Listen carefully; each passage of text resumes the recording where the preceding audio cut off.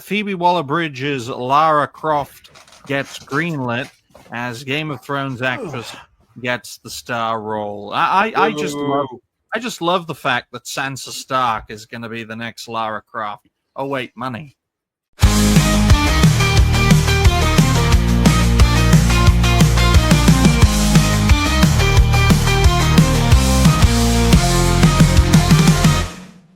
Galaxy Red had a question. What was that question? I was wondering what does BGN stand for? Bulgarian. Yeah. Okay. Ooh, Bulgarian currency. Nice. Okay. Yeah. Helzo is based in Bulgaria, which is one of the last sane places in Europe that isn't Russia. Go ahead, Dash. Okay. Game of Thrones, X-Men star Sophia Turner confirmed to play Lara Croft in Amazon's Tomb Raider series.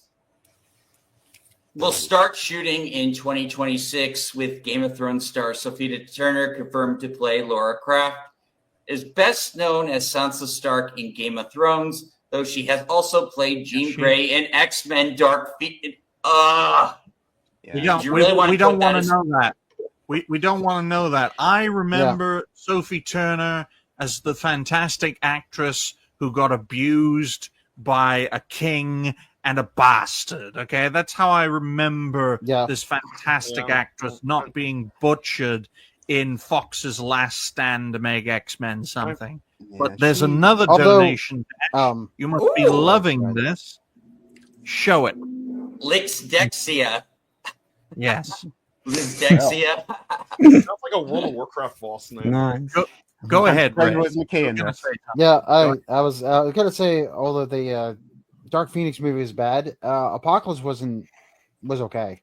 I never seen Apocalypse, so I wouldn't know. Yeah, the Apocalypse movie is all right, but Dark Phoenix is not that good. X-Men Apocalypse is living proof that Oscar Isaac is actually quite the Pedro Pascal in terms of how many acting roles he can take. Yeah, I mean, he wasn't good as Apocalypse, but the whole movie itself is okay. The only reason that they cast Sophie Turner is because they needed somebody with a British accent. Beyond that, she doesn't look the part. She doesn't fit the part. Nothing. No, and as questionable as her various talents may be, she is certainly inequipped for this role. It doesn't matter how big her guns are; she's not going to really fit the holster. I don't see her being like very fit or athletic. She's got a nice photo that she put out the other day of her. She's got some really, really toned abs. I'll give her that. But it looks like she's rocking a 10-pack because she doesn't have any sweater action. Well, she also I'll tell her face. Mm-hmm. She was one of those celebrities that bogged her face that did that whole weird surgery thing where their head looks like a light bulb now. Oh, we got another one from Roadkill. Here's to a great stream and weekend. Thank you so much, man. Yeah. Various Hollywood actresses are trying to have my face, and that is not advisable. Well, they gotta play the game, John. Hollywood's got a game that you've got to play. But look, Dash, look at all the fine folks and fellow creators supporting you in your efforts, and hopefully, as this piranha show, which it seems to be. Don't worry, folks. We got time. Okay, you don't have to eat each other to speak your mind, but it just goes to show how much potential for success that the Piranha Road has in store. And I can tell you this right here, right now, because even to this day, I know it's not an easy thing to say, but I'm still a Game of Thrones fan to this day. They just stopped it at 6 seasons. It would have been one of the greatest shows Only they would have in the 21st century. And this lady, she knows how to act when she has the when she has the source material. She knows how to act. My take on it has been sort of the opposite. Game of Thrones has been a net negative cancer for Hollywood because these actors don't know when to F off. We've got unlimited Pedro Pascal. We've got Bella Ramsey everywhere. We've got Sophie Turner playing parts she has no business playing, whether it's Lara Croft or Jean Grey. I wish they would do what Joffrey did. And I don't mean what he did in the show, which is, choke on whatever the hell poison he did. But, the actor who played Joffrey said, you know what? I did a breakout performance. I made everybody hate my guts. I did amazingly. And now I'm going to get lost because I don't think I can ever top the performance that I gave. I'm Right. out. Like, and dipped out. We've never seen him again. Yeah, and don't forget, God, his name blanks on me. The dwarf at the moment. Peter Dinklage. Peter Dinklage. Yes. People who are less popular after Game of Thrones than they were during Game of Thrones. Well, now there's only 2 midgets in the, I can't say that word. Right, that's the thing. Like, that's his biggest offense is he doesn't even want to like actually have any competition. For he closed the door, so it's just Peter Dinklage and Warwick Davis, to the point where the new Harry Potter had to bring back Warwick Davis because they're not allowed to hire any other little people. Yes. It's so ironic, folks, because you look at the state of the Tomb Raider franchise, very similar to the state of the Mortal Kombat franchise. It had its time in the 90s, and now you're just reanimating a corpse. In regards to Peter Dinklage, I honestly believe that his intent to play Tyrion Lannister was to make it so I am not a small person actor. I am just an actor. That's what he wanted. He made it explicitly clear that he didn't want to play a fantasy dwarf in his own words. And I think what he wants is for his people, for lack of a better term, to actually be considered actors and actresses who can get serious and credible roles and not be typecast as some Ewok or as some goblin.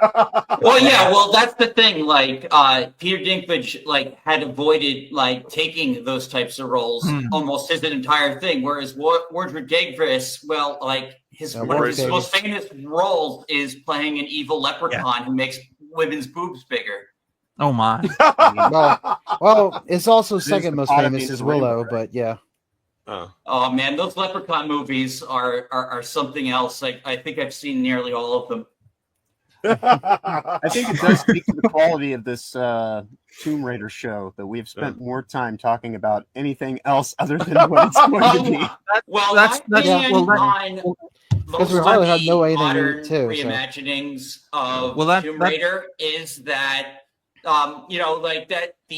Hollywood hates Tomb Raider. They hate what Tomb Raider was created for and who it was meant to appeal for. Yeah. And every new iteration has tried to it was slow at first. Like the reboot Tomb Raider wasn't as malicious as some of these newer reboots are, but they keep trying to redefine who Lara Croft is and make her something more respectful. They want Tomb Raider being more like Relooted, that game that they're trying to push out about the decolonizing artifacts. And you do remember that, remember, guys, Phoebe Waller-Bridge is at the helm. That's the director. This is the feedback director. She's uber feminist. Yeah. This is an absolute uber feminist. Was part of the ruination of the final Indiana Jones film. Oh yeah. What are you talking about? There was only three Indiana Jones movies. She was and 2 fanfics. She was the droid who wanted human rights and was banging Lando Calrissian in Solo. This woman's she put out like an entire movie that was basically a 2-hour campaign commercial for Elizabeth Warren, if I remember, essentially. So guys, that's where her politics are. Well, guys, I almost forgot. I have to jot down all the donations Dash makes because I have Jewish friends. Go ahead, Dash. Okay, not sure what that, but we got another one from Slay Every Game. This show is dignified, and cartoony. Very dignified and cartoony, indeed. Thank you, Slay, for guaranteeing a future spot on the show. We've got 3 cartoon characters on the panel. Yep. Now, here's the interesting thing, because as we are now talking about Phoebe Waller-Bridge's part in it all.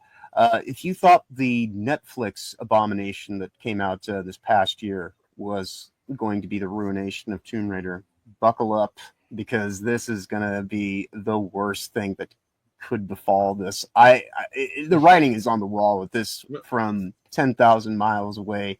Yeah, this thing will be buried in a tomb when it's all said and done with. Go ahead, I have no faith. Apart from the remasters that came out are actually really good, but apart from that, there's not been anything decent Tomb Raider related since maybe the very early 2000s. I would argue the 90s. Since Underworld, or maybe even the first reboot. Yeah, the one that was in the early 2000s. I didn't like the reboot at all. It was definitely missing some very important I love Tomb elements. Raider Legend. But guys, Melanie Mack is rolling in her grave and she isn't even dead yet. Jose, it's funny you should say that, because have you ever tried reviving or rebooting a corpse? And that's the thing. That's the thing with Tomb Raider. That's the thing with Mortal Kombat. That's actually the thing with a lot of 90s things. We don't get a remake of Friends, folks. There's a reason we don't get a remake of Friends, because nothing will ever top Friends in that genre. Yeah. Well, Sophie Turner looking like one of the White Walkers out here. And don't worry, folks. I did this with Helzo's show and with Noise's show. I like to keep tabs on how well everyone is doing donation wise. You're here much like I am on Toasty's show. You're here to work the buttons and keep track of things. Wow, only Noise trusts me to work the buttons. But go ahead, Dash. Yeah, so like all the new Tomb Raider stuff has just been to subvert and rebrand. Like we saw this with the Netflix show, especially where they took Zip from the Legends games and they made him gay. Which is perfectly fine. It's perfectly fine to I wasn't fine with it. I mean, in the games, I was not fine with that change. It's perfectly fine to change a character's intrinsic nature as long as you keep the character's core intact. Okay, you can change the superficial aspects. So one superficial aspect is, he doesn't fuck Fanny anymore. He fucks ass, or he fucks Fanny and ass. Superficial, though. That seems like it's kind of a core element of someone's persona or character, like what you're into. Yeah, especially if they keep bringing it up. That's the thing. Yeah, and you know what it is about this?